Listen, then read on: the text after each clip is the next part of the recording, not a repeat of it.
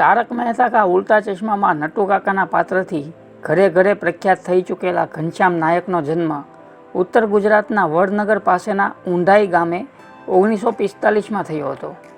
તેઓએ 8 વર્ષની ઉંમરે ભવાઈ મંડળીથી કારકિર્દી શરૂ કરી હતી.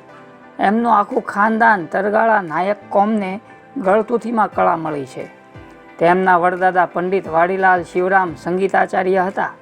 તેમના શિષ્ય સંગીતકાર જય કિશન તેમજ એમના દાદા કેશવલાલ કપાતર જૂની પેઢીના દેશી નાટકના હાસ્ય કલાકાર હતા, જે તે વખતે આણંદજી કાઠિયાવાડી કબૂતરની જોડી હતી, જેણે ગાયેલ ગીતો આજે લોકજીભે રમે છે, જે પૈકી જટ જાઓ ચંદનહાર લાવો અને ભારી બેડા અને નાજુક નાર વગેરે ખૂબ લોકપ્રિય ગીતો બન્યા હતા. નમસ્કાર મિત્રો, હું છું ગજ્જર નિલેશ અને આજે આપણે વાત કરીશું ઘનશ્યામ નાયક વિશે. તો આપ અમારી ચેનલ પર પહેલીવાર વિડીયો જોઈ રહ્યા હો તો અત્યારે જ અમારી ચેનલને સબસ્ક્રાઈબ કરી દો અને બાજુમાં આપેલા બેલ આઇકનને પણ દબાવી દો, જેથી અમારા આવનારા નવા વિડીયોના નોટિફિકેશન આપને તુરંત મળે. સાથે જ અમારા ફેસબુક પેજ અને ઇન્સ્ટાગ્રામ આઈડીને લાઈક કરવાનું ભૂલતા નહીં. આજે તો તારે અમને મહેનતાણાના પૈસા પૂરેપૂરા દેવા પડશે. ના ના, એક તો અમે ત્રણે જણા આખો દી બગાડીને તારી વાહે જોડા કરીએ, લોકોમાં તારી છાપ ઊભી કરીએ કે મોટા વહી ગયા, અને મહેનતાણાના પૈસા તમને અડધા દઈએ એમને પોવાતું નથી. ભાઈ જો, હજી મારું કામે અધૂરું જ થયું છે ને, પૂરું થઈ જવા દો એટલે તમારા મહેનતાણાના પૈસા તમને વ્યાજ સહિત આપી દઈશ. ઘનશ્યામ નાયક બોમ્બેમાં 1956માં રાત્રે નાની રામલીલા રોડ પર ભજવી અને ક્યારેક રાત્રે નાટકોમાં કામ કર્યું હતું. દિવસે સ્કૂલે જતા. મલાડમાં બોમ્બે ટોકી સ્ટુડિયો. 1959માં નિર્મલા સત્યન બોઝની હિન્દી ફિલ્મ માસૂમથી તેમની કારકિર્દી શરૂ થઈ. ત્યારબાદ નાટકો, ફિલ્મોમાં નાના મોટા રોલ પર અભિનય આપેલ અને 1968માં ગુજરાતી ફિલ્મી અભિનેતા હાસ્ય કલાકાર રમેશ મહેતા સાથે મેળાપ થયો, જેના લીધે ગુજરાતી ફિલ્મોમાં પ્રવેશ મળ્યો. ઘનશ્યામ નાયકે અત્યાર સુધીમાં 100 જેટલા નાટકો, 200 જેટલી ગુજરાતી હિન્દી ફિલ્મો, 350 જેટલી હિન્દી સિરિયલોમાં તેમણે અભિનયના ઓજસ પાથર્યા હતા.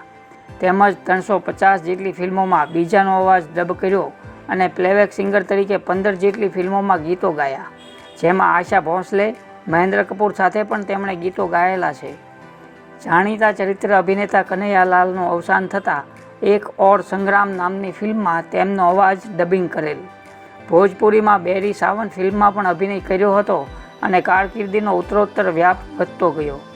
નિર્માતા સંજય લીલા ભણસાલીએ એમને ખાસ બોલાવી હમ દિલ દે ચુકે સનમમાં ઐશ્વર્યા રાયને ભવાઈ શીખવાડી હતી.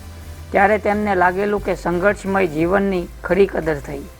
63 વર્ષના સંઘર્ષના અંતે નિર્માતા આશિત મોદી વડનગર નિર્મિત વર્લ્ડ ફેમસ તારક મહેતા કા ઉલ્ટા ચશ્મા સિરિયલમાં નટુ કાકાના પાત્રએ એમને વિશ્વવિખ્યાત બનાવ્યા.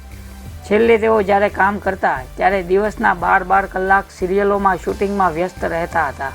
બહારનું કંઈ ખાતા નહોતા, કોઈ વ્યસન નહોતું. બહાર ગામ શૂટ માટે જવાનું થાય ત્યારે ઘરેથી સૂકો નાસ્તો તો સાથે હોય જ.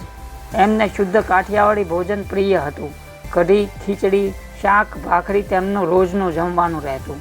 ભલે ને જોડારા મંતરની તાકાતથી આ લેંબુમાં ભલભલો રસ્તે ઉડતા ભૂત ભરાઈ જાય છે. ભૂત ભરાઈ જાય?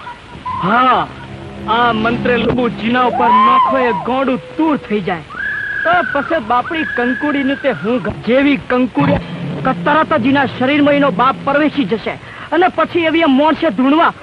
તો મિત્રો, આપને અમારો આ એપિસોડ કેવો લાગ્યો તે આપ અમને કોમેન્ટ કરીને જણાવશો.